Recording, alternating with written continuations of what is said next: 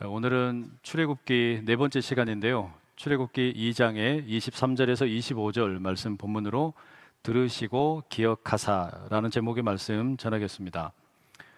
오늘 함께 읽은 말씀은 23절에서 25절이지만 우리가 설교를 통해 나눌 말씀은 2장 11절에서 25절까지의 말씀입니다. 이 단락의 내용은 크게 세 가지가 있는데요. 첫 번째는 모세라는 인물이 리더로 부상을 하고 또 실패하는 이야기. 두 번째는 이스라엘이 고난 가운데 탄식하고 부르짖는 이야기. 그리고 세 번째는 하나님께서 부르짖는 소리를 들으시고 기억하시는 이야기. 이와 같은 세 가지로 이야기가 구성되어 있습니다. 근데 이 세 가지는요, 우리 기독교 신앙에서 예수를 믿는 사람들이 제자로 변화되는 것과 관련이 있다 말씀드릴 수 있습니다. 우리가 예수님을 알게 되고 또 예수님을 믿게 되면 이제 점점 삶이 달라지게 되잖아요. 이전의 모습에서 새로운 모습으로 변화가 되는데 제자의 삶으로 변화되어 가는 겁니다. 이러한 변화의 과정에는 크게 세 가지의 사건이 함께합니다. 첫 번째는 이 성도가 하나님의 진리를 받아들일 준비가 되는 일이 있고요. 그 다음에 두 번째는 복음의 진리를 전할 수 있는 지도자, 리더가 있어야 되겠고요. 그 다음에 세 번째는 삶을 변화시키는 진리가 있어야 됩니다. 이 세 가지, 진리와 진리에 대한 수용성, 진리를 가르칠 리더, 이 세 가지가 함께 겹치는 부분, 그 수렴되는 자리에서 우리의 인생에 변화가 일어나요. 삶의 변화가 일어난다라는 말입니다.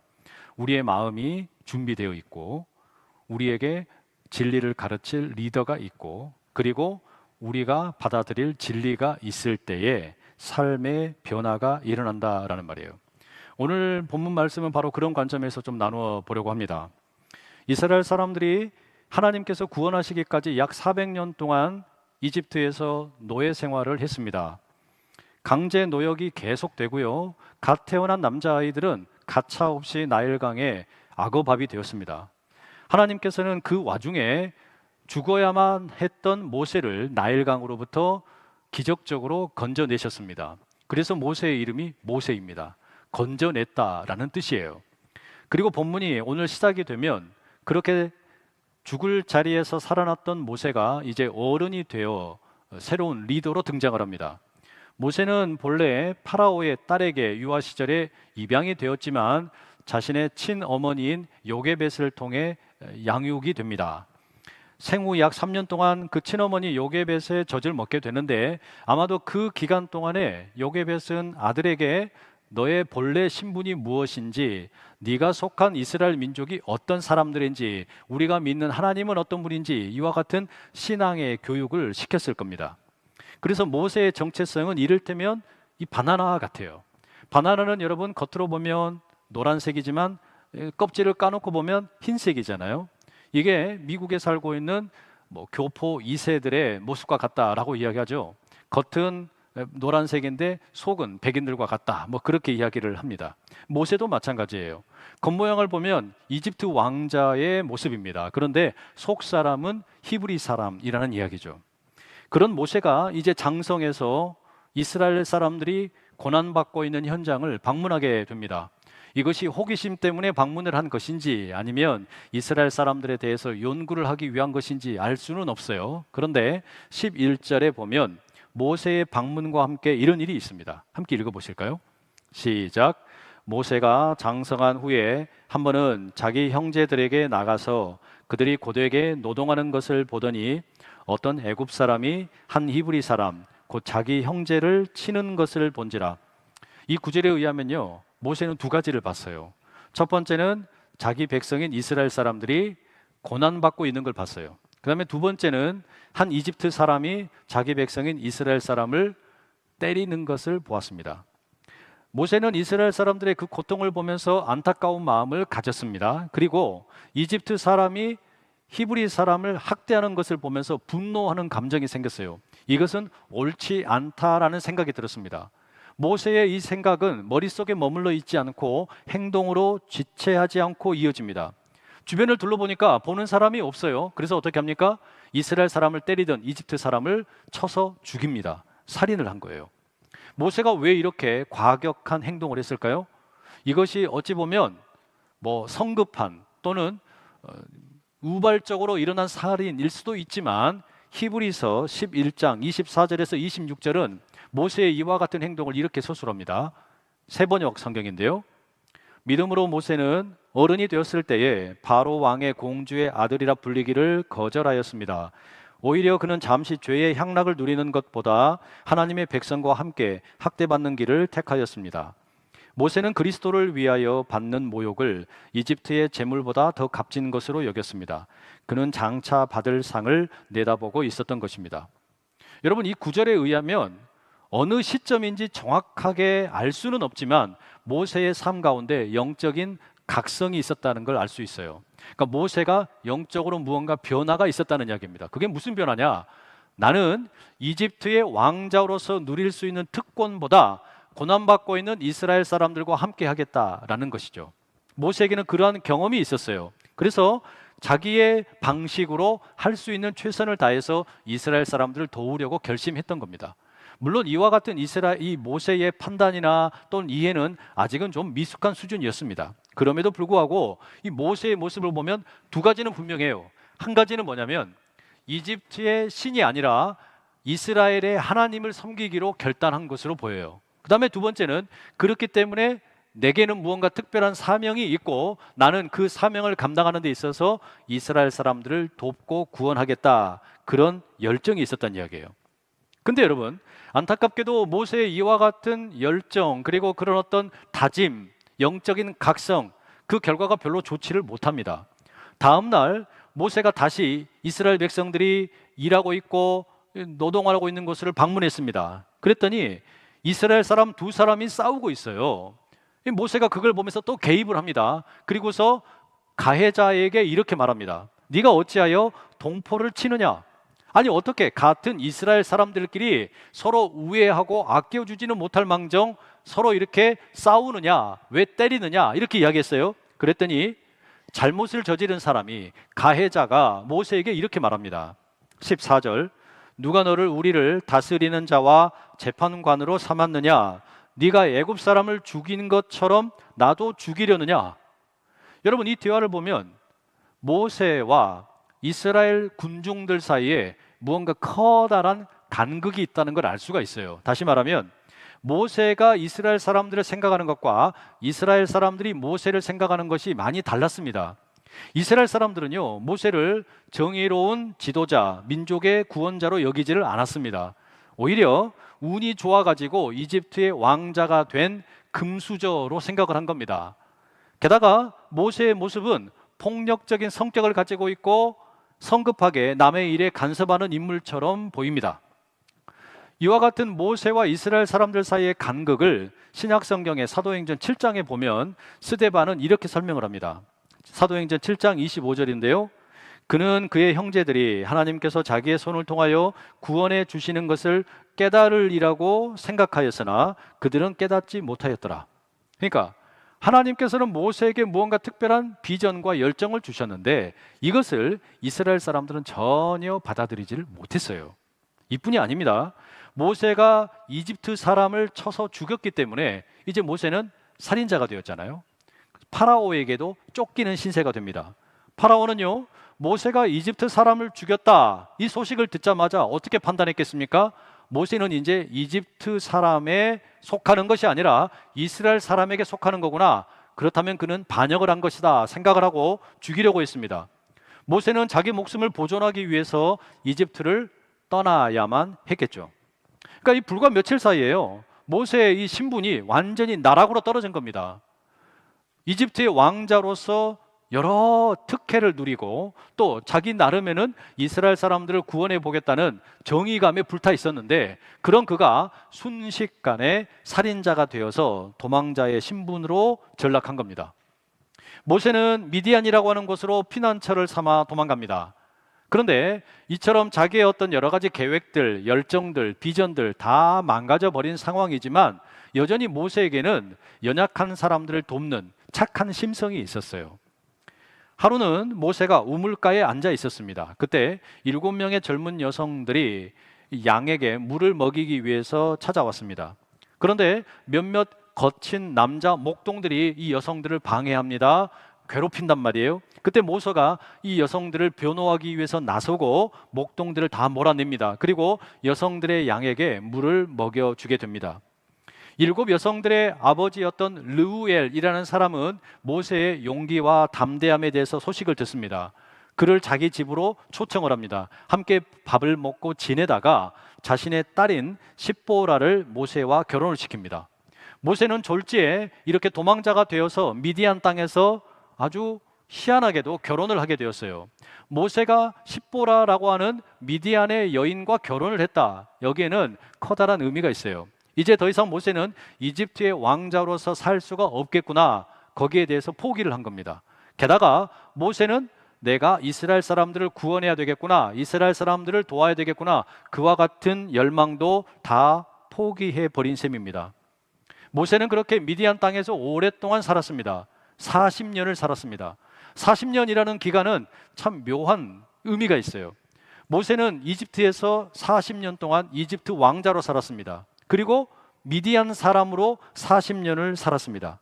그런데 미디안 땅에서 살 때 모세는 이곳이 나의 집이다, 온전한 안식을 누리지를 못했습니다. 모세는 아내가 있었고 자녀도 있었습니다. 그런데 그 첫 번째 아들의 이름을 게르솜이라고 지었어요. 이 게르솜이라는 말의 뜻은 내가 낯선 땅에서 나그네가 되었다라는 뜻입니다. 외국에서 외국인으로, 이방인으로 살아간다라는 거죠. 그 아들의 이름 속에 모세의 마음이 담겨 있어요. 나는 더 이상 이집트의 왕자가 아니구나. 그리고 나는 이제 이스라엘 백성들을 구원하는, 이스라엘 백성들을 도와야 될 그런 사람도 아니구나. 나는 그저 이 낯선 곳에서 이방인으로 살아가는 별 볼 일 없는 인생이구나. 이와 같은 낙심의 마음이 담겨 있는 거죠. 모세가 가지고 있었던 선한 뜻, 위대한 시도는 다 실패했어요. 그는 이제 이스라엘 백성들에게서 멀리 떨어진 곳에서 80세의 도망자로 살아갈 뿐입니다. 그들을 구출할 힘이 전혀 없어요. 모세는 자기의 사명도 잊어버리고 하나님의 부르심도 잊어버리고 자기 존재도 잊어버리고 그렇게 살아가고 있는데, 바로 그때 하나님께서 이 일을 하기 시작을 하십니다. 하나님께서는 모세를 포기하지 않으셨어요. 모세가 40년 동안 이집트의 왕자로 살 때이든지 40년 동안 미디안에서 살 때이든지 하나님께서는 언제나 모세와 함께 하셨습니다. 특별히 미디안의 40년의 기간 동안 하나님께서는 모세를 새롭게 다듬고 계셨습니다. 모세는 이집트 땅에서 노예로 살고 있는 이스라엘 사람들을 온전히 이해하지 못했을 겁니다. 그런데 미디안 땅에서 외국인으로 살아가다 보니 그들을 이해할 수 있는 자기 스스로 경험을 하게 되었을 겁니다. 뿐만 아니라 하나님께서는 모세의 자만심도 뜯어 고치십니다. 모세는 이집트 왕자라는 특권을 누리고 있었고 나는 특별한 존재다라는 자아도취적인 생각이 있었어요. 그런데 미디안 땅에서 도망자가 되고 살인자가 되어 살아가는 동안에 내 인생은 아무것도 아니구나, 나는 정말 별 볼 일 없는 인생이구나, 자기 스스로에 대해서 낙심하고 말았을 겁니다. 그런데 바로 그렇게 스스로에게 실망하고 낙심하게 되었을 때, 그때 비로소 하나님께서 쓰실 만한 리더로 준비되고 있는 겁니다. 여러분, 우리 삶에도 그런 경험들 종종 있잖아요. 실패의 경험들이 있어요. 아픔의 시간들이 있습니다. 내 뜻대로 되지 않는 답답함도 있고 내 마음을 몰라주는 사람들에 대한 야속함도 있습니다. 그런데 바로 그런 시간들을 보낼 때, 그런 광야의 시간을 보낼 때 비로소 하나님께서 우리를 쓰시고자 하는 대로 우리가 변화되어 가는 줄 믿습니다. 여러분께서 계시는 곳에서 설령 내 뜻대로 되지 않아 답답하다라고 느껴질 때 바로 거기에서 하나님이 나를 새롭게 빚으시는구나 깨달으실 수 있기를 축복합니다. 그리고 이어지는 23절을 보면요, 개역 개정 성경은 여러 해 후에라는 구절로 시작을 합니다. 세번역 성경에는 세월이 많이 흘러서라고 되어 있어요. 본문이 실제로 오랜 시간이 지났다라고 하는 것을 강조하고 있습니다. 세월이 많이 지났어요. 모세가 도망자 신분이 되어서 미디안으로 떠난 지 40년이 지났다는 이야기입니다. 그런데 이 시간이 결코 낭비되는 시간이 아닙니다. 그 시간 동안에도 하나님은 활동을 하고 계세요.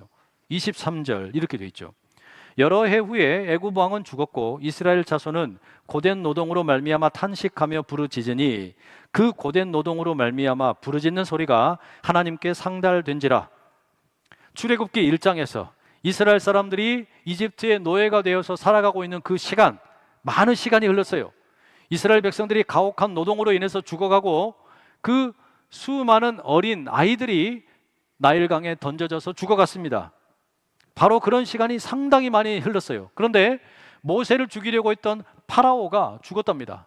이집트의 임금이 죽었대요. 여러분, 이것은 어찌 보면 출애굽기의 이야기에서 아주 중요한 전환점입니다.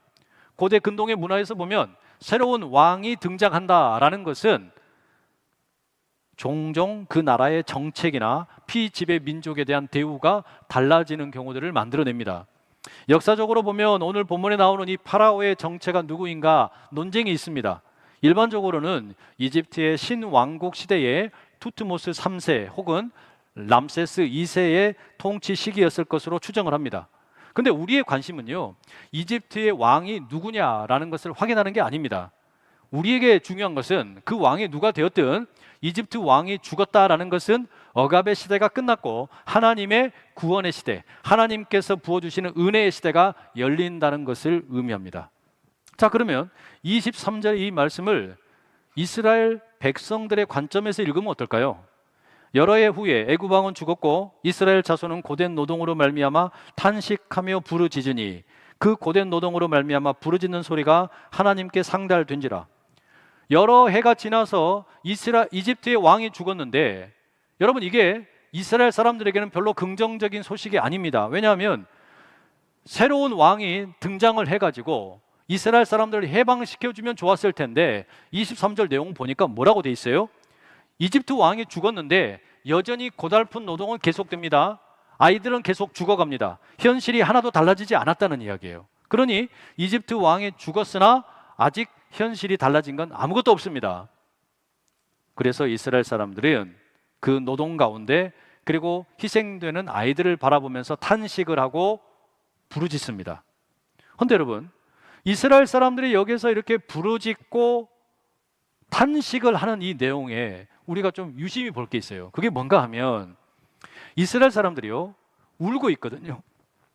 탄식을 하거든요. 부르짖고 있는데 이게 하나님을 향한 게 아니에요. 하나님을 향해서 기도하면서 울고 하나님을 향해서 탄식하면서 우는 게 아니란 이야기예요. 본문의 이 탄식과 부르짖음은 예레미야 예가의 저자가 하나님에게 부르짖는 그런 내용들과는 상당히 다릅니다. 예레미야 예가 5장 19절에서 21절 세번역 성경으로 읽어드릴게요. 주 하나님 영원히 다스려 주십시오. 주님의 보좌는 세세토록 있습니다. 어찌하여 주님께서는 우리를 전혀 생각하지 않으시며 어찌하여 우리를 이렇게 오래 버려두십니까? 주님, 우리를 주님께로 돌이켜 주십시오. 우리가 주님께로 돌아가겠습니다. 우리의 날을 다시 새롭게 하셔서 옛날과 같게 하여 주십시오. 이것은 하나님을 향하여서 탄식을 하고 부르짖고 우는 거잖아요. 그런데 오늘 본문의 23절에 이스라엘 백성들이 탄식을 했다, 부르짖었다, 하나님을 향해서 했다는 기록이 없어요. 그럼 이건 뭐겠습니까? 신세 한탄이에요. 내 신세가 너무 한탄스러운 겁니다.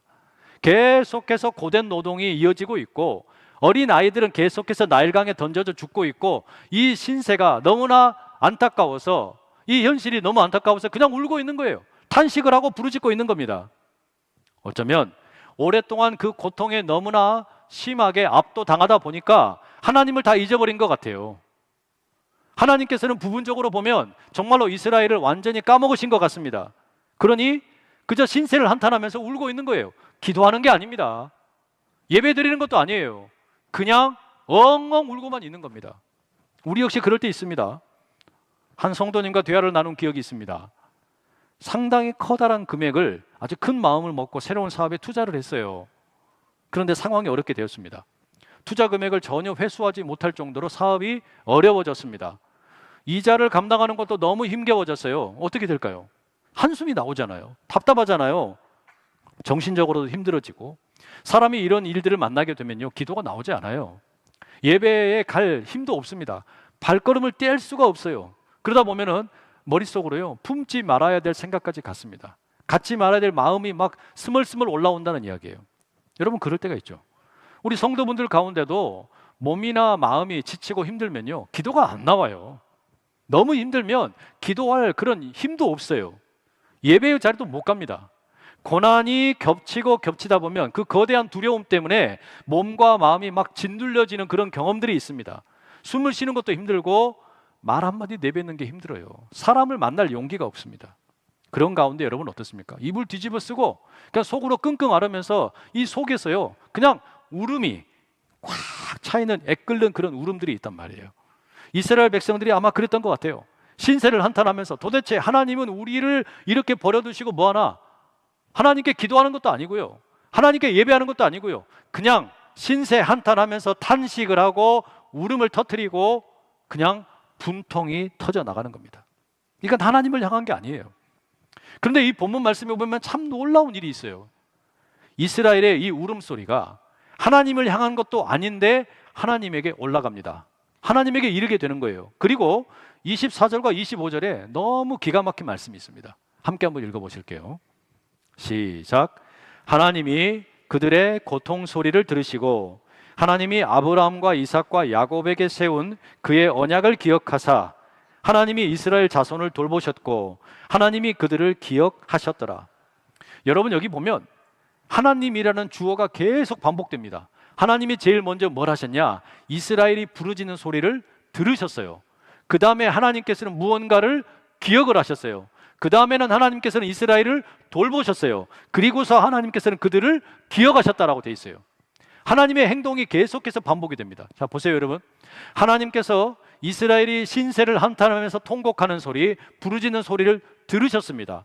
듣자마자 첫 번째 행동이 뭔 줄 아세요? 하나님의 첫 번째 행동은 기억하시는 거였어요. 뭘 기억하는 거냐면 이스라엘이 나의 백성이라는 걸 기억하신 거예요. 그냥 조금 더 그냥 속되게 이야기하자면 이스라엘은 내 새끼다. 이스라엘이 우는 것을 듣자마자, 이스라엘이 부르짖는 소리를 듣자마자 너희들은 내 새끼다. 나는 너희들과 언약을 맺었지. 하나님이 이걸 기억하셨대요. 여러분 우리가 어린 자녀들 데리고 뭐 놀이공원에 가거나 또는 뭐 놀이터에서 이렇게 놀다 보면 아이들이 이렇게 그냥 혼자 돌아다니잖아요. 그러다가 아이가 운다. 그 울음소리를 들으면요, 부모는 저 울음소리가 내 새끼인지 아닌지를 본능적으로 알아요. 그죠? 엄마는 알아요. 아빠는 안단 말이에요. 내 새끼가 우는 소리가 들리면요, 다른 거 생각할 겨를도 없이 그냥 달려갑니다. 왜 그러는지, 왜 아파하는지 살펴본단 말이에요. 마찬가지예요. 하나님께서는 하나님을 향해 부르짖는 소리도 아니었습니다. 하나님께 지금 통곡하는 소리도 아니고 우는 것도 아니에요. 기도하는 것도 아니에요. 예배하는 것도 아니에요. 그런데 하나님이 그 소리를 다 들으셨다는 거예요. 듣자마자 하나님 뭐 하셨냐? 넌 내 새끼야. 넌 내 백성이야. 하나님의 그 약속을, 그 언약을 기억하셨다는 겁니다. 하나님께서 아브라함을 선택을 하셔가지고 약속을 주셨어요. 아브라함아, 내가 너를 복이 되게 할게, 큰 민족이 되게 할게, 내가 너에게 땅을 줄게. 이 약속을 주셨어요. 이 하나님께서 아브라함과 맺으신 언약은 이삭에게도 전달이 되고 야곱에게도 반복적으로 전달이 되었습니다. 여러분, 하나님께서는 왜 이스라엘과 이와 같은 커다란 복을 주신다, 민족이 되게 하겠다, 땅을 주겠다, 이런 언약을 맺으신 겁니까? 하나님이 이런 언약을 맺으신 이유가 뭐예요? 신명기 7장 7절에서 8절에 이런 말씀이 있습니다. 세번역 성경입니다. 주님께서 당신들을 사랑하시고 택하신 것은 당신들이 다른 민족들보다 수가 더 많아서가 아닙니다. 오히려 당신들은 모든 민족 가운데서 수가 가장 적은 민족입니다. 그런데도 주님께서는 당신들을 사랑하시기 때문에 당신들 조상에게 맹세하신 그 약속을 지키시려고 강한 손으로 당신들을 이집트 왕 바로의 손에서 건져내시고 그 종살이하던 집에서 이끌어내어 주신 겁니다. 여러분, 이 말씀에 보면 하나님께서 아브라함이나 이삭이나 야곱과 언약을 맺으신 이유가 뭐예요? 이 언약, 이 약속은 하나님의 주권적인 선택이었어요. 그리고 하나님의 이 주권적인 선택의 기본은 뭐가 있었냐? 사랑의 마음이 있었어요. 다시 말하면 하나님께서 이스라엘을 언약을 맺으신 이유, 하나님이 그들을 주권적으로 선택하셨기 때문이고, 왜 선택하셨냐? 사랑하셨기 때문이에요. 여러분, 저나 우리 여러분 모두 다 마찬가지 아닙니까? 우리가 뭐 잘생겨서, 이뻐서, 똑똑해서, 돈이 많아서 그런 이유 때문에 하나님이 우리를 선택하신 게 아니에요. 하나님이 우리를 하나님의 자녀로 삼으신 게 아니라는 이야기입니다. 그럼 뭐냐? 왜 하나님이 나를 하나님 자녀로 삼으셨냐? 왜 내가 하나님의 언약 백성이 되었냐? 다른 이유 없어요. 하나님이 나를 사랑하셨기 때문이에요. 하나님이 나를 사랑하셨기 때문에. 부모가 자녀에게, 그 울고 있는 자녀에게 왜 달려갑니까? 사랑하기 때문이에요. 내 새끼이기 때문에, 내 새끼가 울고 있기 때문에 달려가서 달래주고 아픈 데는 없는지 살펴본단 말이에요. 마찬가지예요. 하나님께서는 지금 예배하는 것도 아니고 기도하는 것도 아니고 그냥 입을 뒤집어 쓰고 울고 있는데, 답답한 마음에 탄식을 하고 있는데, 부르짖고 있는데, 바로 그들에게 하나님이 그 음성을 들으신 거예요. 그리고 너희들은 내 새끼다, 너희들은 내 백성이다. 하나님이 이걸 확인하시는 겁니다. 달리 말하면 내 백성이 울고 있다, 내 사랑하는 백성이 울고 있다. 하나님께서는 그것을 들으신 거예요. 여러분, 이스라엘 백성들이 우는 거 하나님만 들으신 게 아닙니다. 이집트의 임금도 똑같이 들었습니다. 동일한 울음소리를 들었어요. 그러나 반응이 완전히 달랐죠. 이집트의 임금은 더 악랄하게 이스라엘을 괴롭혔고 노동을 시켰습니다. 파라오에게는 이스라엘은 그저 노동력에 불과했고, 그들이 고난당하는 것은 나와는 아무런 상관이 없다, 무관하다라고 생각을 했어요. 왜? 사랑의 마음이 없기 때문이에요. 나중에 우리가 보겠지만 그 이집트의 파라오가요, 자기 아들이 죽었을 때는 어떻게 됩니까? 내 아들아, 내 아들아 울어요. 왜? 자기 새끼니까. 하나님께서는요, 하나님의 백성의 탄식 소리와 울음소리를 들으셨어요. 듣자마자, 그 울음소리를 듣자마자 하나님의 마음이 움직입니다. 내 백성이 울고 있다. 그리고 하나님께서는 결정을 하십니다. 내가 저들을 구해야지, 내가 저들을 돌봐야지, 내가 저들 가운데 자유를 주어야지. 하나님이 마음을 잡수시는 거예요. 그래서 25절에 이렇게 기록되어 있어요. 하나님이 이스라엘 자손을 돌보셨고 하나님이 그들을 기억하셨더라. 여러분, 이스라엘의 사람들의 이 관점에서 보면 모세가 40년 동안 미디안에서 머물러 있었던 거 어찌 보면 너무 답답했을 거예요. 모세가 조금 더 빨리 오면 얼마나 좋았겠어요. 그러면 죽는 애들이 더 적겠죠. 고난받는 일들도 더 줄어들었겠죠. 그런데 모세와 이스라엘의 상황은 여전히 변하지가 않았고, 그 가운데 이스라엘도 그렇고 모세도 그렇고 하나님의 역사의 시간을 기다리고 있었어요. 그런데 여러분, 이 시간은 결코 낭비하는 시간이 아닙니다.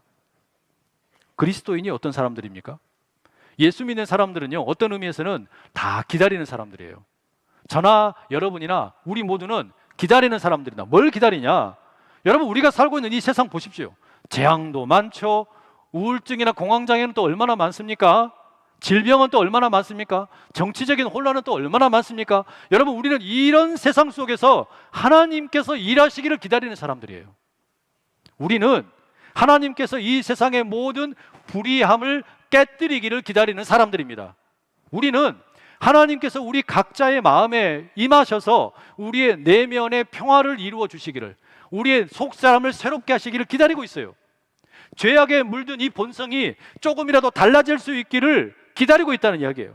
우리는 예수님께서 이 땅에 다시 오셔서 이 세상의 모든 잘못된 것들을 바로잡기를 기다리는 사람들이에요. 하나님께서는 우리의 신음소리를 분명히 들으시고, 우리가 하나님의 백성이라는 것을 기억을 하시고 우리 모두를 지키시고 돌보십니다. 그리고 하나님께서는 약속하신 바를 반드시 이루시는 신실하신 분입니다. 그렇기 때문에 하나님의 그 역사를 기다리는 거 너무 지루한 일이지만, 베드로는 거기에 대해서 이렇게 이야기했어요. 주의 약속은 어떤 이들이 더디다고 생각하는 것 같이 더딘 것이 아니라 오직 주께서는 너희를 대하여 오래 참으사 아무도 멸망하지 아니하고 다 회개하기에 이르기를 원하시느니라. 더딘 것 같지만 주님께서는 우리의 마음이 변화되기를 기다리고 계시고, 주님의 진리의 말씀이 우리 안에서 역사하기를 기다리고 계시고, 우리 가운데 진정한 하나님의 나라가 이루어지기를 기다리고 계신단 말이에요. 여러분, 그러면 우리가 뭘 할 수 있을까요? 여러분, 뭐 하시겠습니까? 기도 안 하셔도 돼요. 예배 힘드시면 드리지 마세요. 그런데 아무것도 할 수 없다 생각되시거든, 내가 짐이 너무 무거워서 마음도 답답하고 그냥 어깨에 짊어진 이 짐이 너무 무겁다고 생각되시면 아무것도 하지 마시고 딱 하나만 하세요. 울기만 하세요. 울기만. 하나님 앞에 탄식하기만 하세요. 부르짖기만 하세요. 하나님을 부르지 않아도 돼요. 여러분이 그냥 울기만 해도, 여러분께서 그렇게 부르짖기만 해도 하나님께서는 그 소리 다 들으시는 줄 믿습니다. 설령 그것이 하나님을 향한 것이 아니어도 하나님이 들으세요. 왜? 여러분이 하나님의 백성이기 때문입니다. 여러분이 예수 그리스도의 피로 값주고 사신 하나님의 백성이기 때문에 하나님께서는 여러분이 울기만 해도, 부르짖기만 해도 들으십니다. 그리고 여러분이 울면, 여러분이 부르짖으면 하나님의 마음이 움직여요. 하나님의 마음이 움직이면 하나님의 손과 발이 움직입니다. 구체적인 행동을 하시는 거예요. 그 하나님께서 우리를 돌보시는 줄 믿습니다. 하나님께서는 여러분의 부르짖는 소리, 울음소리, 모든 것을 다 들으십니다. 하나님께서는 여러분을 너무 잘 아시는 거예요. 하나님께서는 성도 한 분 한 분을 사랑하십니다. 하나님께서는 성도 한 분 한 분을 다 기억을 하고 계시는 거예요. 하나님께서는 성도 여러분에게 주신 약속을 단 한 글자도 잊어버리지 아니하십니다. 하나님께서는 우리를 버리지 않으실 것이고 하나님께서는 우리를 버리신 적도 없어요. 우리가 생각하기에는 하나님이 계시지 않는 것 같고 나에게는 아무런 관심도 두지 않으시는 것 같지만 우리가 기다리는 가운데 하나님의 역사는 반드시 이루어지는 줄로 믿습니다. 하나님께서 이스라엘의 부르짖음을 들으셨던 것처럼 우리 성도 한 분 한 분의 부르짖음 다 들으십니다. 설 명절이 곧 다가옵니다. 설 명절이 다가오는데 지갑이 얇아져서, 건강이 더 좋지 않아서, 친척들과의 관계가 좋지 않아서 너무너무 부담스러운 분들 계시잖아요. 어려운 분들 계시잖아요. 도대체가 이 설 명절 돌아오는 게 더 힘든 분들이 있어요. 이 명절이 그냥 싫어요. 그런 분들 울고 탄식하고 부르짖는 그 자리 가운데 하나님께서 들으십니다. 그리고 하나님께서 여러분들 가운데 온전한 구원의 역사 신실하게 이루어 주실 줄 믿습니다. 기도하겠습니다. 사랑하는 주님, 우리는 재앙과 우울증과 질병과 정치적 혼란이 가득한 이 세상 가운데 살면서 하나님께서 행동하시기를 기다립니다. 우리는 하나님께서 이 세상의 모든 불의를 깨뜨리시기를 기다립니다. 우리는 하나님께서 우리 각 사람의 내면을 변화시켜 주시기를 기다립니다. 우리는 예수님께서 오셔서 이 세상의 모든 잘못된 것들을 바로 잡아 주시기를 기다립니다. 주님, 우리들의 울음소리를 들으시고 우리에게 허락하신 언약을 기억하여 주시고 우리 주의 백성들을 돌보아 주시고 주님께서 친히 이끌어 주시옵소서. 예수님의 이름으로 기도합니다. 아멘.